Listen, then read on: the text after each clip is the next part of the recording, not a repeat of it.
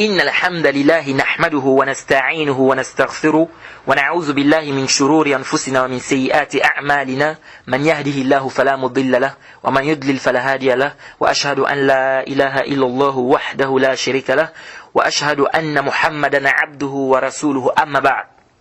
Louange à Allah, le maître des circonstances, on le loue pour tout ce qu'il nous accorde comme bien et comme grâce, et on lui demande de déverser ses grâces et ses bénédictions sur le prophète Muhammad sallallahu alayhi wa sallam. Chers frères, chères sœurs, nous sommes dans la 6e partie de notre série de mise en garde contre Mohamed Bajrafil. Et nous sommes sur l'ambiguïté que Mohamed Bajrafil apporte par rapport à la célébration de l'anniversaire du prophète Mohammed sallallahu alayhi wa sallam. Donc je disais tantôt que Mohamed Bajrafil, il affirme qu'il est légiféré de célébrer l'anniversaire du prophète Mohammed sallallahu alayhi wa sallam, et il s'appuie sur la parole de l'imam Suyuti pour renforcer ce qu'il est en train de dire, renforcer injustement. Alors, tout d'abord, avant qu'on entre dans ce sujet, il faudrait d'abord comprendre un point qui est important ici. Ce point, c'est quoi? C'est que, à l'origine, dans l'adoration, dans les adorations, il n'est pas permis de faire une quelconque adoration si on n'a pas un dalil. Ça, c'est une règle qui est importante. Al-asl ibadat at-tawaqquf ou al-mana'. Al-ibadat tawqifiyya. Les adorations sont codifiées. C'est-à-dire que tu n'as rien à ajouter, tu n'as rien à enlever. Toute adoration que quelqu'un veut faire dans l'islam, s'il n'y a pas un dalil, la yajouz. C'est pas permis pour lui de faire ça. Et il y a des dalils clairs sur la question. Comme Allah dit dans le Coran, Am lahum shuraka ou shara'u lahum min ad-din ma lam ya'zan bihi Allah. Où ont-ils les associés? Ont-ils les associés qui leur ont légiféré dans la religion ce qu'Allah subhanahu wa ta'ala n'a pas permis? Est-ce que vous voyez? Ça veut dire quoi? Ce verset nous montre clairement que ce qu'Allah subhanahu wa ta'ala n'a pas permis dans la religion, toi tu n'as pas le droit de venir dire aux gens que non, il faut faire ça. Tu n'as pas le droit de venir dire aux gens, il faut faire ça. Parce que Allah subhanahu wa ta'ala n'a pas permis cela. Et le prophète Mohammed sallallahu alayhi wa sallam a été plus que clair. Dans le hadith d'Aïcha, rapporté par l'imam Bukhari et Muslim. Bukhari a cité ça ta'aliqan. Donc, cité par l'imam Bukhari et rapporté par l'imam Muslim. Le prophète Mohammed sallallahu alayhi wa sallam a dit, Man ahdasa fi amrina hadha ma laysa minhu, fahuwa rad. Et dans une autre version, Man amila amalan laysa alayhi amruna, laysa alayhi amruna, fahuwa rad. Le prophète est plus que clair. Man ahdasa fi amrina hadha, celui qui va apporter dans notre religion, dans notre affaire-ci, une chose, ce qui n'en fait pas partie, c'est rejeté. Man amila amalan laysa alayhi amruna, celui qui va faire une œuvre et on n'a pas demandé de faire ça, ce sera rejeté. Donc c'est plus que clair que à l'origine tu n'as pas le droit de faire des adorations s'il n'y a pas un dalil, si le prophète t'a pas demandé de faire, ou bien si Allah subhanahu wa ta'ala ne t'a pas demandé de faire. Alors ils ont dit qu'il y a des dalils qui prouvent, n'est-ce pas, que le prophète Mohammed, ou bien les dalils qui prouvent qu'on peut faire la célébration de l'anniversaire du prophète Mohammed sallallahu alayhi wa sallam. Et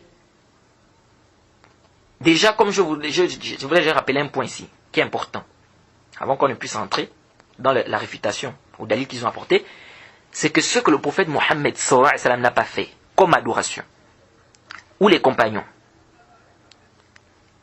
toi tu viens, tu fais ça après eux, nous disons que tu es en train de faire une bid'a. Bila shak. Parce que toi tu ne peux pas aimer le prophète plus que les compagnons. Qu'est-ce que Urwa ibn Mas'ud dit dans le Sahih al-Bukhari? Il dit, je n'ai pas vu des gens qui honorent, qui respectent quelqu'un comme j'ai vu les compagnons de Mohammed respecter Mohammed.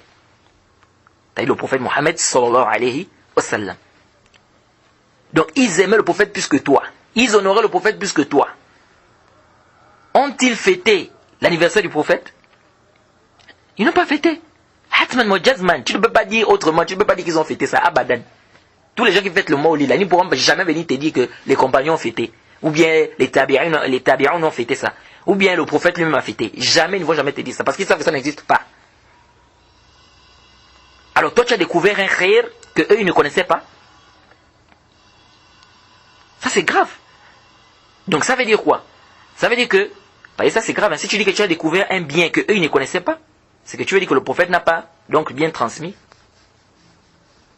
Et si tu dis qu'ils connaissaient, mais ils n'ont pas fait, ils n'ont pas propagé ça, donc ils ont caché, donc le prophète lui-même a caché quelque chose qui était bien pour nous. Les compagnons aussi ont caché. Mais ça c'est grave. Ça c'est grave. Alors, premièrement d'abord, le hadith qu'ils apportent, on dit que non, le prophète, le hadith Sahih Muslim, on a demandé au prophète pourquoi il jeûne le lundi et tout, il a dit c'est le jour où je suis né. Ils disent voilà, ça prouve ici qu'on doit fêter l'anniversaire du prophète. Et nous disons Hadha al-istidlal batil. Hadha al-istidlal batil. Pourquoi l'istidlal, cette argumentation est nulle, est fausse. Elle est fausse. Pourquoi? Le prophète a jeûné. Est-ce que lorsque vous faites l'anniversaire du prophète, vous jeûnez? Non. Au contraire, vous mangez, vous faites le contraire du jeûne. Vous buvez, vous mangez. Et dans certains pays, même on danse, on met la musique. Et Mohamed Bajarafi disait dans une vidéo, je n'ai pas encore vu, on dit que non, les femmes et les hommes se mélangent, mais moi je n'ai pas encore vu. Et heureusement qu'il a dit, lui n'a pas encore vu. Mais ça existe dans les pays. Toi tu n'as pas encore vu, mais les autres ont vu. Les hommes et les femmes se mélangent, on danse, c'est la musique. Est-ce que là vous êtes en conformité avec le hadith du prophète Mohammed sallallahu alayhi wa sallam, ou vous êtes en désaccord? Si vous voulez vraiment suivre la sunna, jeûnez le lundi. Si un musulman jeûne le lundi par adoration et parce que le prophète est né ce jour, nous disons hadha haqqun. Nous disons quoi? Hadha haqqun. On dit que ça c'est vrai. Quant au fait de danser, chanter, lire la biographie du prophète, tout ça, ça fait partie des muhdathat al-umur. Et regardez comment l'argumentation qu'ils apportent est batil. Ils auraient au moins été un peu proches du hadith. Même si c'est toujours batil, mais ils auraient quand même été un peu proches du hadith s'ils fêtaient tous les lundis. Puisque le prophète est né le lundi, il jeûnait le lundi. Mais fêtez tous les lundis. Ou fêtez l'anniversaire du prophète le lundi. Mais non, eux c'est pas ça. Hein. Qu'est-ce qu'ils font? Ils fêtent le 12 de Rabi' al-Awwal. D'autres le 12, d'autres le 10, d'autres peut-être, c'est-à-dire en tout cas le mois de Rabi' al-Awwal. Et même si le Rabi' al-Awwal, le 12 là, si ça tombe mercredi, ils vont fêter. Si ça tombe un samedi, ils vont fêter. Si ça tombe un dimanche, ils vont fêter. Est-ce que vous êtes en conformité avec le hadith? C'est-à-dire vous amenez un hadith qui vous parle de lundi. Vous vous argumentez d'un hadith qui vous parle de lundi et vous fêtez un jour qui n'est pas le lundi. Vous êtes en conformité avec le hadith ou bien en contradiction, ou bien en désaccord. Et puis, qui vous a dit que le prophète Mohammed sallallahu alayhi wa sallam est né le 12 de Rabi' al-Awwal? Qui vous a dit ça?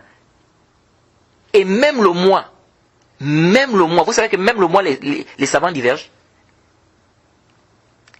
Les savants des tarikhs divergent sur le mois même. Il y a certains disent même que le prophète est né le mois du Ramadan. Vous savez ça? Le mois du Ramadan. C'est-à-dire même le mois. Parce que l'imam Nawawi dans le Sahih Muslim dit que les savants sont unanimes que c'est Rabi' al-Awwal. Non, il n'y a pas ittifaq. Les savants ne sont pas unanimes que c'est Rabi' al-Awwal. Et vous connaissez tous, hein, quand l'imam Nawawi dit ittafaq al-ulama, ou bien ajma' al-ulama, c'est connu. C'est connu, qu'est-ce qu'il veut dire? On connaît très bien les ijma'at de l'imam Nawawi. Qui vous a dit que le prophète est né le 12 du Rabi' al-Awwal? Qui vous a dit ça? Et prenez déjà ça comme une faïda, de ma part. Prenez ça comme une faïda, comme en guise de profit. Il n'y a aucun hadith, je dis bien, il n'y a aucun hadith authentique sur la question. C'est-à-dire, aucun hadith qui nous dit la date exacte de la naissance du prophète Mohammed sallallahu alayhi wa sallam. Aucun hadith authentique. Et je lance un défi à Mohamed Bajrafil qu'il m'apporte une seule chaîne de transmission qui tient debout selon les règles des savants des hadiths qui prouvent que le prophète Mohammed sallallahu alayhi wa sallam est né le 12 de Rabi' al-Awwal, ou qui stipule la date exacte de la naissance du prophète Mohammed sallallahu alayhi wa sallam. qu'il m'apporte une seule chaîne de transmission, je dis bien. Authentique. Je ne veux pas, oh non, mais tel, ça dit tel. Non, c'est pas ça. Une seule chaîne de transmission authentique. Selon les principes des savants des hadiths. Je dis bien, je lance un défi. Et je rappelle à Mohamed Badjrofil que je suis en faculté des hadiths. Donc pour qu'il sache que je ne parle pas d'un domaine qui m'est étranger. Je suis en faculté des hadiths pour dire à Mohamed Badjrofil quoi? Que je ne parle pas d'un domaine qui m'est quoi? Qui m'est étranger. Qu'il m'apporte une seule chaîne de transmission. Je dis bien, je lance un défi. Il n'y a aucun hadith qui stipule la date exacte de la naissance du prophète Mohammed sallallahu alayhi wa sallam. Donc ce hadith du Yom el-Ithnain, ça ne montre nullement quoi? Que on doit fêter l'anniversaire du prophète Mohammed sallallahu alayhi wa sallam. Parce que vous avez spécifié un jour dans l'année, alors qu'on vous parle du lundi, le Yom el-Ithnain, et vous ne fêtez pas tout le lundi, et vous ne fêtez même pas le lundi, vous c'est le 12 de Rabi' al-Awwal, ou en tout cas dans le mois de Rabi' al-Awwal. Ça déjà, c'est en contradiction avec quoi? Avec le texte. Et parmi les preuves qu'il a apportées donc pour justifier injustement l'anniversaire du prophète Mohammed, bien la célébration de l'anniversaire du prophète Mohammed sallallahu alayhi wa sallam, il a dit quoi? Que lorsque le prophète est arrivé à Médine, il a trouvé les juifs en train de jeûner, le jour de Ashura. Il leur a demandé pourquoi ils jeûnent. Ils ont dit que c'est le jour où Allah les a sauvés de quoi? Des mains des pharaons. Et le prophète a dit, nous sommes plus en droit de le faire. Et il a jeûné. Le prophète a jeûné le jour de Ashura.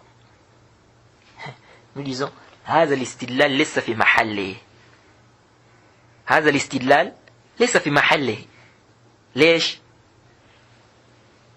Nous disons, tu es la première personne qui a entendu ce hadith du prophète Mohammed sallallahu alayhi wa sallam. C'est-à-dire, est-ce que tu es la première personne à avoir entendu le hadith là? Que le prophète Mohammed est arrivé, il a trouvé les juifs en train de jeûner, etc. Tu es la première personne à avoir entendu ce hadith. Les compagnons du prophète Mohammed sallallahu alayhi wa sallam n'ont pas entendu ça avant toi. Ils ont entendu ça avant toi. Les tabi'oun, ils ont entendu ça avant toi. Ont-ils compris ce que toi tu as compris de ce texte? Hein?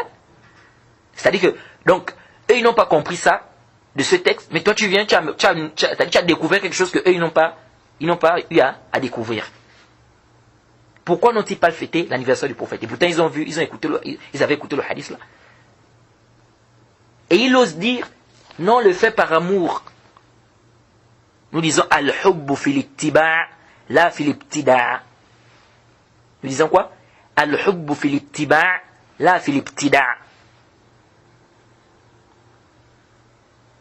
L'amour du prophète, c'est dans le suivi du prophète. Et pas dans l'innovation. Allah était clair dans le Coran. In kuntum tuhibbuna Allah fattabi'uni yuhibbukum Allah wa yaghfir lakum dhunubakum. Si vous aimez réellement là, suivez-moi. Allah va vous aimer et il va vous pardonner vos péchés. Tu aimes Allah, suis le prophète. Tu aimes le prophète, suis le prophète. Suis.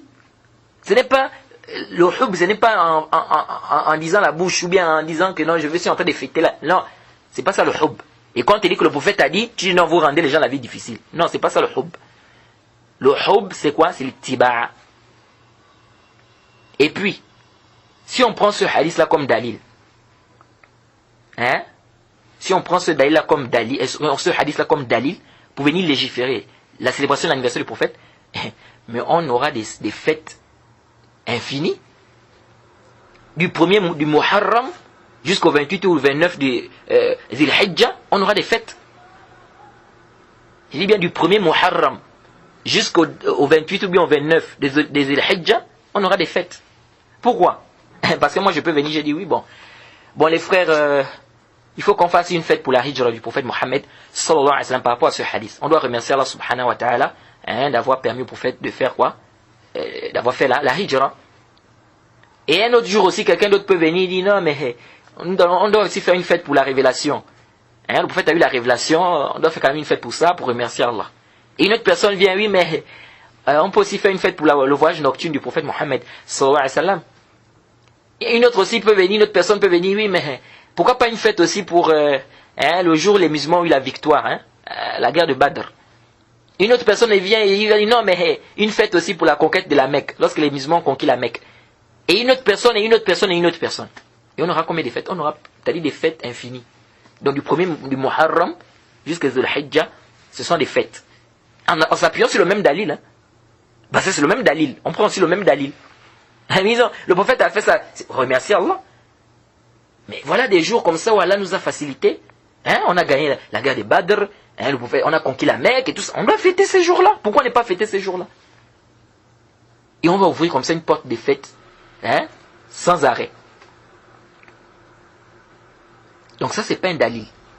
Abadan. Ça, l'istidlal, ça dit s'argumenter de ce hadith-là pour dire qu'on peut fêter l'anniversaire du prophète. Ça, c'est ba'id jiddan.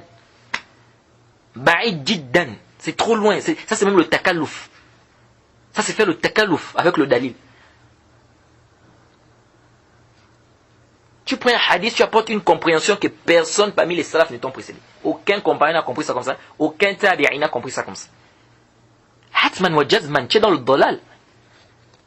Tu es dans le dolal parce qu'aucun compagnon n'a compris ce hadith-là comme ça. Ah, il est clair dans le Coran.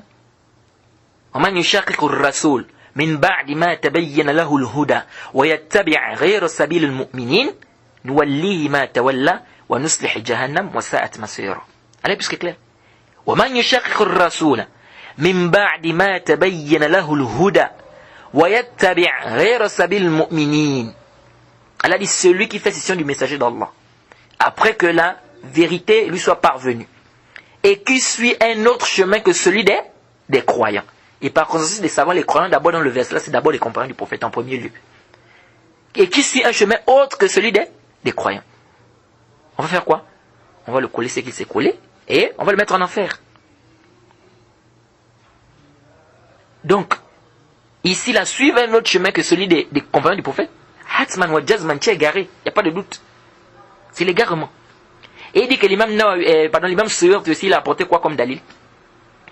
Que le prophète Mohammed, et il s'appuie aussi sur ça, le prophète Mohammed a aqqa an nafsihi ba'da an-nubuwah. Le prophète Mohammed a fait ce qu'on appelle le aqiqa après ça, après avoir reçu la révélation.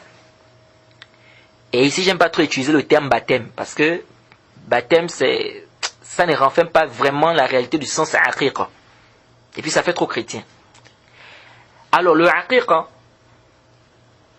ce hadith, d'abord premièrement tu dois savoir que l'imam Suyuti, il a rappelé ce hadith là bisurati tamrid. Rouya ani nabi sallam. On a rapporté du prophète. Et souvent quand un savant utilise un hadith bisurati tamrid, parfois c'est parce qu'il n'est pas sûr de l'authenticité du texte. Parfois. Ça déjà il faut comprendre ça. Parce que le hadith, l'imam Suyuti l'a rappelé également dans un de ses livres qu'il a nommé Husn al-Maqsid fi Amal al-Mawlid. Et le hadith est rapporté par Bayhaqi. Et le hadith, c'est un hadith qui est rapporté à Abdullah ibn Muharrar عن قتادة عن أنس عن عبد الله ibn Muharrar عن قتادة عن أنس. L'imam Nawawi, rahimahullah, il a dit quoi concernant ce hadith? Il dit هذا حديث باطل. Ça c'est l'imam Nawawi qui dit ça. L'imam Nawawi dit هذا حديث باطل. وقال البيهقي, l'imam Bayhaqi qui a rapporté même le hadith, il dit munkar. وعبد الله ibn Muharrar قيل متفق على ضعفه. Le rapporteur qui s'appelle Abdullah ibn Muharrar, les savants ont dit même qu'il est faible. Tous les savants ont dit qu'ils sont tous unanimes qu'il est faible. Abdullah ibn Muharrar. وقال الحافظ في التقريب, l'imam al-Hafiz ibn Hajar رحمه الله في التقريب, il dit quoi? Matrouk. وقال الدارقطني إمام العلل رحمه الله متروك. Donc c'est un hadith d'abord à problème. Mais il y a certains savants qui ont identifié ce hadith parce que c'est venu dans une autre chaîne de transmission d'après Abdullah ibn Musanna. Donc voilà pourquoi ils ont authentifié ça. Donc déjà le hadith d'abord c'est un hadith à problème. Certains savants disent que le hadith est authentique, d'autres disent que le hadith est da'if. Et même si on dit le hadith là est sahih, in sahha, la seule chose que ce hadith là prouve, c'est qu'il est permis de faire son aqiqa même en étant adulte. C'est la seule chose que ce hadith là prouve. Ça ne prouve pas qu'on doit fêter l'anniversaire du prophète, ou on doit célébrer l'anniversaire du prophète. Non. Ce hadith, même si c'est authentique, ça ne prouve qu'une seule chose ici. C'est quoi? Ça ne prouve quoi? Ça ne prouve que... c'est-à-dire ça prouve seulement ici que quelqu'un qui est déjà adulte peut faire son aqiqa. Et d'abord, c'est une divergence entre les savants. Certains savants disent que quand on est déjà grand et qu'on t'a pas par exemple fait le aqiqa quand tu étais petit, tu peux le faire. Et d'autres disent non. Parce que d'autres ont fait ce hadith. Et ça, c'est même encore une autre divergence, parce qu'il y a certains savants qui estiment qu'on a fait au prophète le aqiq lorsqu'il était petit. D'autres disent qu'on n'a pas fait. Bref. Dans tous les cas, ce hadith ne nous prouve pas du tout qu'on doit fêter quoi? L'anniversaire du prophète Mohammed sallallahu alayhi wa sallam. Parce que si le prophète l'a fait, c'est-à-dire que les compagnons, ils ont compris ce hadith. Ils ont vu le prophète faire. N'est-ce pas? Pourquoi ils n'ont pas fait alors que ce sont eux qui aiment plus le prophète? Ils aiment plus le prophète que par rapport à nous. Mohammed Bajrafi dit, notre prophète est attaqué en longueur de journée. Regardez comment quelqu'un est en train de s'égarer. Il dit, notre prophète est attaqué en longueur de journée. Et on nous dit, non. Il ne faut pas fêter, il faut pas célébrer l'anniversaire du prophète Mohammed sallallahu alayhi wa sallam. Il dit, mais comment on va montrer aux koufars l'histoire de notre prophète? Et nous disons, regardez, nous disons, c'est aujourd'hui seulement que le prophète Mohammed sallallahu alayhi wa sallam a été attaqué. Mohammed Bajrafi. C'est aujourd'hui seulement que le prophète a été attaqué. Le prophète a été attaqué depuis à son temps. Il a subi des injustices à son temps. A-t-il fêté son anniversaire? Les compagnons l'ont-ils fait? Est-ce que vous voyez?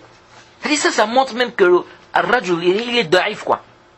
Wa min al-ajib yaqul. Et ce qui m'a étonné vraiment dans ce qu'il dit. Écoutez. Il dit non. C'est pas tout ce que le prophète n'a pas fait. Que si on vient faire ça, c'est bid'a. Même Sunnat Tark là, c'est pas, ça n'existe pas dans le Kutub. Je n'ai pas vu. Heureusement qu'il a dit qu'il n'a pas vu.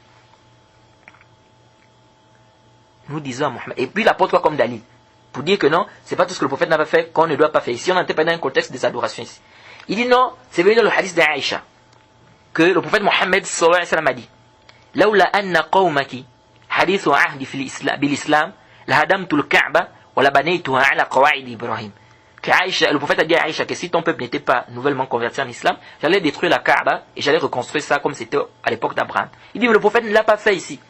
Est-ce que si on va dire que si on fait bid'a, il dit bien est-ce qu'on peut appeler ça sunnat tark ou sunnat tarkiyya? Et il dit amène encore notre hadith, le prophète a dit laula an ashqa ala ummati la amartuhum bis siwak 'inda kulli wudu. Si je ne croyais pas que ça soit dur à ma communauté, je leur aurais ordonné d'utiliser le siwak. Dans un autre hadith, si je ne croyais pas que ça soit difficile à ma communauté, je leur aurais ordonné de retarder la prière des Isha jusqu'à telle ou telle heure. Il dit, regardez tout ça. Le prophète ne l'a pas fait. Mais est-ce que si on peut dire que non, sunnat tarkiyya? Nous disons, kullu hadha al-istidlal batil. Kayf wa lish? Parce que ici, d'abord, nous disons, pourquoi le prophète Mohammed sallallahu alayhi wa sallam ne l'a pas fait? Il y a une raison, il y a un mobile. Et ici, arju an tantabihu. Je demande votre attention ici. Car ici, il y a une règle qui échappe à beaucoup de personnes. Et Mohammed Bajrafi en fait partie. Parce que c'est normal, comme je vous l'ai dit, il y a des carences dans Usul al-Fiqh. Et je l'ai très vite remarqué quand je suivais ces vidéos. La règle, c'est quoi? J'ai dit bien arju an tantabihu, parce que c'est une règle qui va beaucoup vous aider. Et beaucoup de gens sont distraits par rapport à cette règle. La règle dit kullu fi'lin lam yaf'aluhu an-nabiy sallallahu alayhi wa sallam wa ashabuhu min umur al-ibadat ma'a al-qiyam al-muqtadi wa 'adami wujudi mani' ففعله بعد موت النبي صلى الله عليه وسلم وأصحابه يكون بدعة. Je reprends. كل فعل لم يفعله النبي صلى الله عليه وسلم وأصحابه من أمور العبادات مع القيام المقتضي وعدم الوجود مانع ففعله بعد موت النبي صلى الله عليه وسلم وأصحابه يكون بدعة. Tout acte dans les adorations que le prophète Mohammed sallallahu alayhi wa sallam n'a pas fait, ni ses compagnons, et pourtant il pouvait le faire, et la même raison qui nous amène à faire cet acte-là se trouvait à l'époque du prophète ou des compagnons, mais malgré ça ils n'ont pas fait. Il n'y avait rien qui les empêchait de faire cela. faire ça après la mort du prophète Mohammed sallallahu alayhi wa sallam et les compagnons, c'est une hérésie. Je ne sais pas si vous avez saisi la règle. Ça, c'est une règle qui est très importante. Parce que beaucoup de gens s'égarent sur ce domaine-là. Ici, on pose la question, pourquoi le prophète Mohammed sallallahu alayhi wa sallam n'a pas détruit la Kaaba pour la reconstruire, comme au temps d'Abraham? Pourquoi le prophète Mohammed sallallahu alayhi wa sallam n'a pas ordonné d'utiliser le siwak à chaque ablution? Pourquoi il n'a pas ordonné de retarder la prière d'Aïcha? Nous disons, il y a un mobile. Il ne l'a pas fait pour une cause.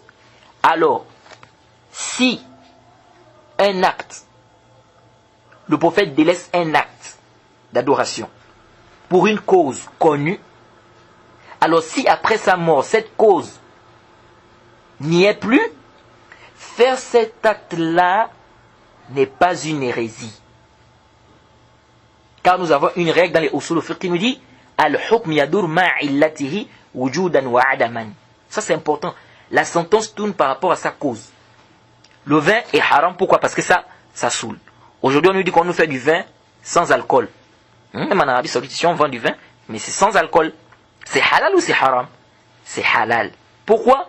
Parce que la cause pour laquelle on a interdit le vin, c'est quoi? C'est que ça saoule. Donc c'est l'alcool qui est à l'intérieur. Mais ici, cette cause-là ne se retrouve plus là. Donc on dit quoi? Que le hukm ici il devient différent. Ça c'est très important. C'est des règles qu'il faut comprendre. C'est pourquoi je dis qu'un étudiant, s'il n'a pas fait usul al-fiqh, sincèrement, il sera embrouillé. Il sera embrouillé.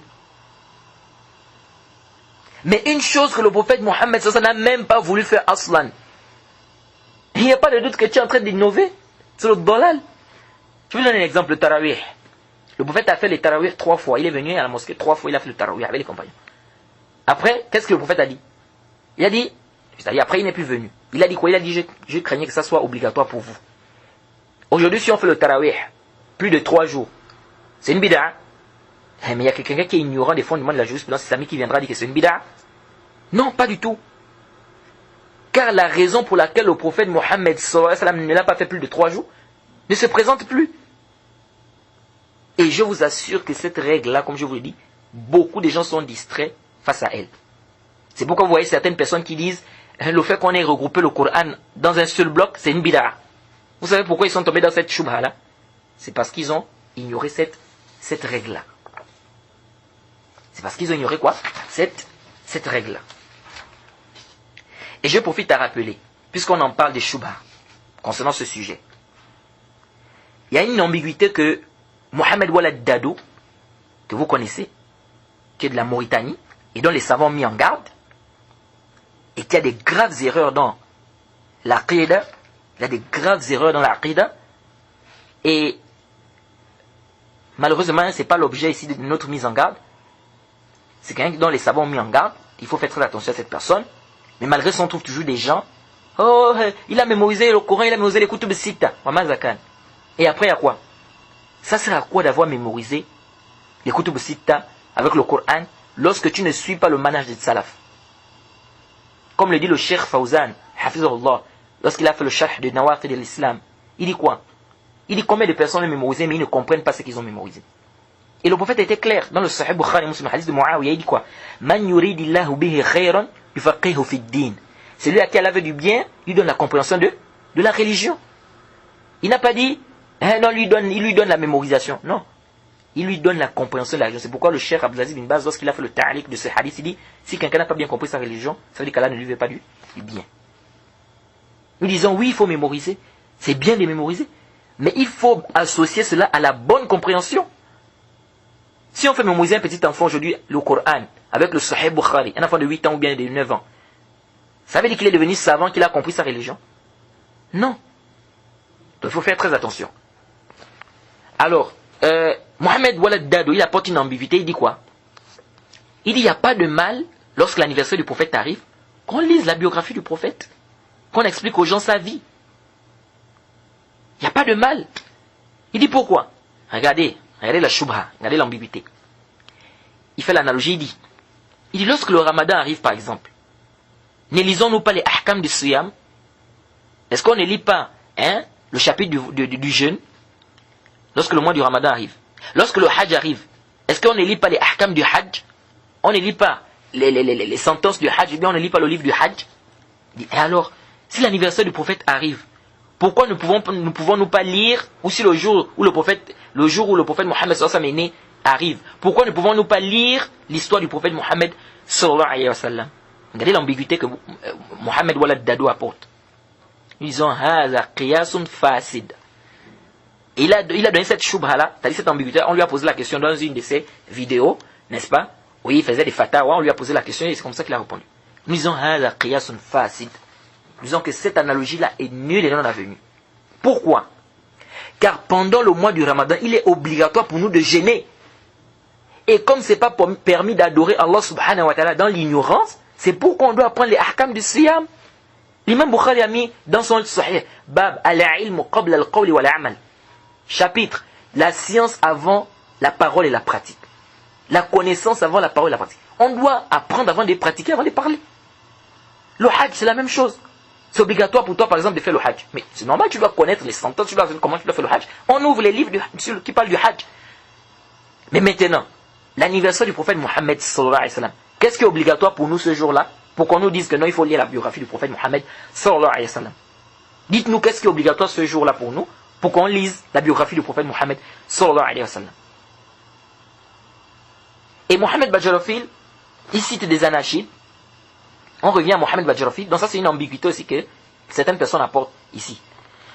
Concernant quoi? La célébration de l'anniversaire du prophète Mohammed sallallahu alayhi wa sallam. On revient maintenant sur Mohammed Bajrafil. Mohammed Bajrafil, il cite des anachides qu'ils ont l'habitude de citer, n'est-ce pas, dans leur, quand ils font cette bid'a-là, le Maulid, ils célèbrent l'anniversaire du prophète Mohammed sallallahu alayhi wa sallam, dans lesquels il dit, écoutez, il dit, mon cœur est fou d'amour pour un bien-aimé dont ce qu'il a dit a couvert le monde.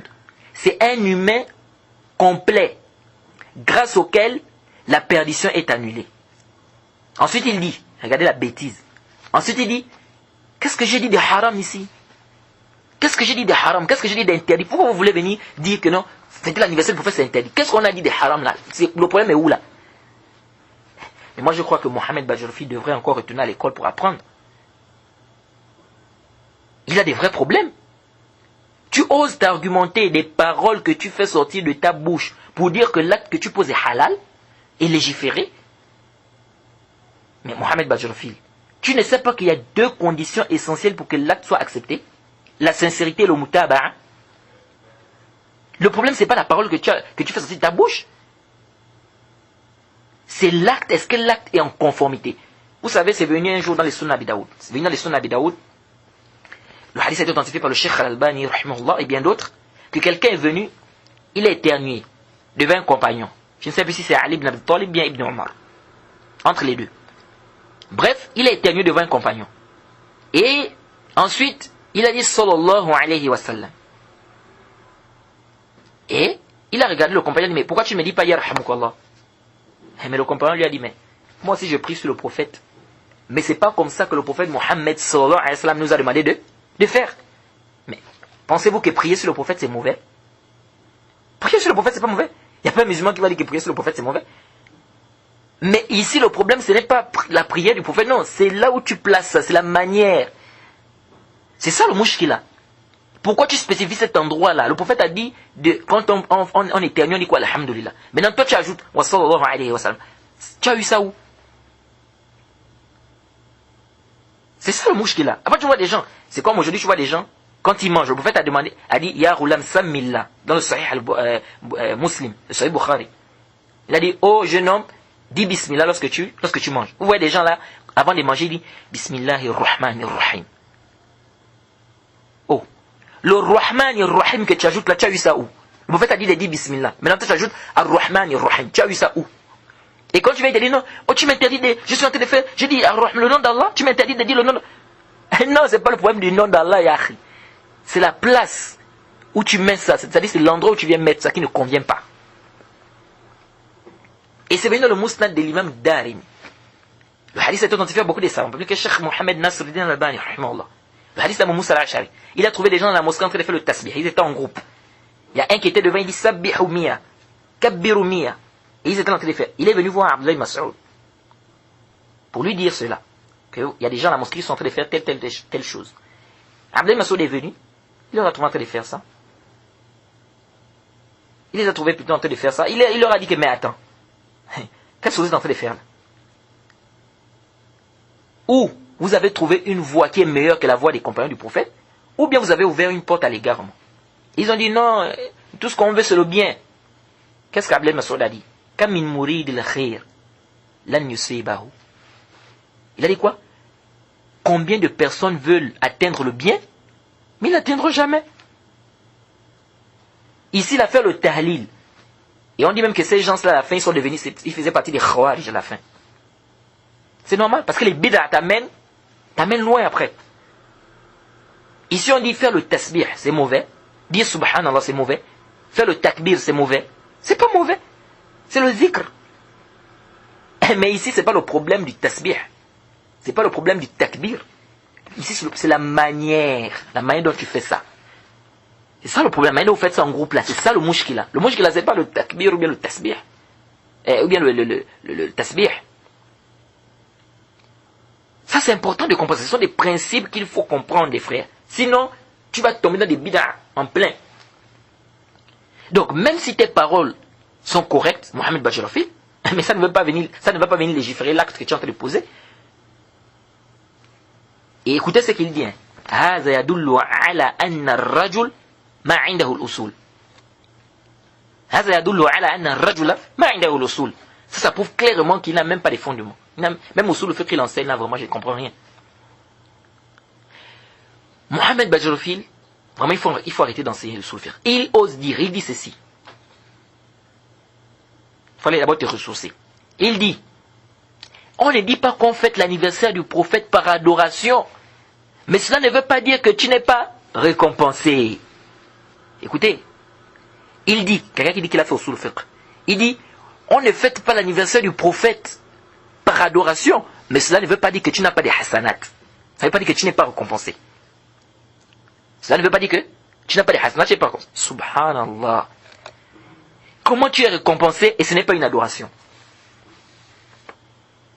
Tu n'as pas entendu la règle qui dit, dans le usul al-fiqh, al-adat tanqalibu ila al-ibadat bin niyat. Tu ne connais pas cette règle-là? Tu dis que tu en sais le usul al-fiqh, non? Al-adat tanqalibu ila al-ibadat bin niyat. C'est une règle qui est connue. Je me demande où tu as appris le usul al-fiqh. Nous avons une règle dans le usul al-fiqh qui nous dit clairement que les pratiques qui ne sont pas à la base des adorations peuvent devenir des adorations par rapport à l'intention. Quelque chose, si ce n'est pas une adoration, on n'est pas récompensé pour ça. Et comment tu vas voir des hasanats? Ce n'est pas une adoration, les hasanats la sortent d'où? Quelque chose qui n'est pas une adoration, on n'est pas récompensé pour ça. Je vais acheter une chaussure au marché, ou bien une arme, pour mettre ça chez moi, je suis récompensé? Non. Pourquoi? Parce que ce n'est pas une adoration. Mais si je vais acheter l'arme pour faire par exemple le djihad, ah là maintenant je suis récompensé. À cause de cette intention. Dès que tu prends déjà l'intention de te rapprocher auprès d'être récompensé, ça veut dire que tu veux, parce que la récompense amène quoi? Que tu te rapproches d'Allah subhanahu wa ta'ala. N'est-ce pas? Donc quand toi, tu prends déjà l'intention d'être récompensé, ça veut dire quoi? Ça devient une adoration. Parce que c'est la bid'a. La majorité des gens qui font la bid'a, c'est quoi? La bid'a, vous allez voir que c'est un chemin que les gens inventent dans le din, n'est-ce pas? Et ils veulent un peu plus d'agrément auprès d'Allah. C'est ça en fait la bid'a. Ils veulent un peu plus d'agrément auprès d'Allah subhanahu wa ta'ala. Et ça n'a été prouvé ni par un verset du Coran, ni par un hadith authentique, ni par le ijma', ni par le qiyas sahih. Lorsqu'ils font le mawlid là, c'est pourquoi? Lorsque vous célébrez l'anniversaire du prophète, c'est pour être récompensé, oui ou non? C'est pas être récompensé. Mais on ne se rapproche pas d'Allah subhanahu wa ta'ala, ou bien on ne cherche pas les récompenses auprès d'Allah subhanahu wa ta'ala dans ce qui n'a pas légiféré. C'est pas dans les bid'ah qu'on va se rapprocher d'Allah subhanahu wa ta'ala. Ça c'est-à-dire que c'est absurde quoi. Il dit non, c'est pas, on ne considère pas que c'est une adoration, mais ça veut pas dire qu'on n'a pas des hasanats, ça veut pas dire qu'on n'est pas récompensé. Ça c'est absurde ça. Je vais au marché acheter du pain. Je suis récompensé? Non. Je ne suis pas récompensé. Je vais acheter des chaussures. Je suis récompensé? Non. Pas du tout. Pourquoi? Parce que ce n'est pas des adorations. Mais comment tu peux venir dire que ce n'est pas une adoration, mais vous êtes quand même récompensé? Mais comment quelque chose n'est pas une adoration, vous êtes récompensé? Ça, c'est la bêtise, ça. Tu as vu ça où? Si ce n'est pas une adoration, ça veut dire quoi? Ça veut dire que c'est quelque chose de quoi? Peut-être moubah. Et donc il n'y a pas de récompense dans ça. Et dès que tu veux déjà mettre l'intention, tu dis non, Dieu cherche qu'Allah te récompense, ça devient une adoration. Et il ne faut pas tromper les gens là. Beaucoup vous faites ça, c'est parce que vous quoi? Vous dites que vous êtes en train de remercier Allah subhanahu wa ta'ala. Vous remerciez Allah, vous faites ça, c'est-à-dire en guise de shukr, de remerciement. Donc ça devient déjà une adoration. Il ne faut pas venir tromper les gens. Dire que non, c'est pas par adoration. Mais c'est pas par adoration, mais on est quand même récompensé. Mais ça c'est bâtil. Est-ce que vous voyez? En plus, j'écoute vraiment Mohamed Badjaroufil, je me rends compte vraiment de son égarement, de son ignorance. Vous voyez? Quelqu'un comme ça, là, comment on va l'écouter? Quelqu'un qui vient, qui vous dit. C'est ça qui, quand j'ai écouté ça, j'ai dit, mais subhanallah. Et là, tu vois, les gens sont là, assis, personne ne parle. Je dis, comment ça? Comment quelqu'un peut venir raconter des bêtises pareilles? Mais il prend des gens pour des ignorants ou quoi? Tu oses venir dire que non, c'est pas une adoration, mais ça ne veut pas dire qu'on n'a pas des hasanat. Subhanallah, c'est quoi ça? C'est quoi cette falsafa? Ça, c'est quelle falsafa? Oui. Donc les frères, vraiment, il faut vraiment prendre garde. Mohamed Badjaroufil, c'est un mubtadi', c'est un égaré. Il faut prendre garde, ne l'écoutez pas. Je dis bien ne l'écoutez pas parce que c'est quelqu'un qui est égaré. Et si vous l'écoutez et que vous n'avez pas de base, vous n'avez pas de principe, il risquera de vous apporter n'importe quoi, des ambiguïtés, et vous risquerez de vous égarer. Donc, repartez vers les savants, les frères. Repartez vers les savants. Prenez votre science des gens qui ont appris le din, qui ont appris le manhaj salafi.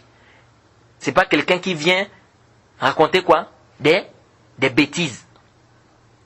Et le tout n'est pas de mémoriser comme on a dit. Tout n'est pas de quoi? De mémoriser. Non mais j'ai mémorisé comme ça. Non. Comme disait Ibn Qayyim, à quoi ça te sert de mémoriser? Si mais après, c'est-à-dire après avoir mémorisé tout ça, tu ne sais pas qu'est-ce qui est sahih, qu'est-ce qui n'est pas sahih. Tu ne sais pas qu'est-ce qui est haqq, qu'est-ce qui est batil. Ça ne sert à rien. Tu mémorises les avis, mais tu ne sais pas qu'est-ce qui est haqq dedans, qu'est-ce qui est batil dedans. Ça te sert à quoi? Est-ce que vous voyez? Donc il faut qu'on fasse très très attention. Donc les frères, il faut vraiment, comme je vous l'ai dit, prenez garde contre Mohamed Badjaroufil. C'est un mubtadi', c'est un égaré. Déjà lui-même il le dit clairement dans ses vidéos qu'il est ash'ari. Ça montre clairement qu'il est mubtadi'. Donc nous allons nous arrêter par ici pour cette partie de mise en garde. Et on demande qu'Allah nous aide, qu'Allah nous facilite, qu'Allah nous donne la compréhension, qui nous guide sur le chemin droit. Wa subhanaka Allahumma bihamdik, ashhadu an la ilaha illa anta astaghfiruka wa atubu ilayk.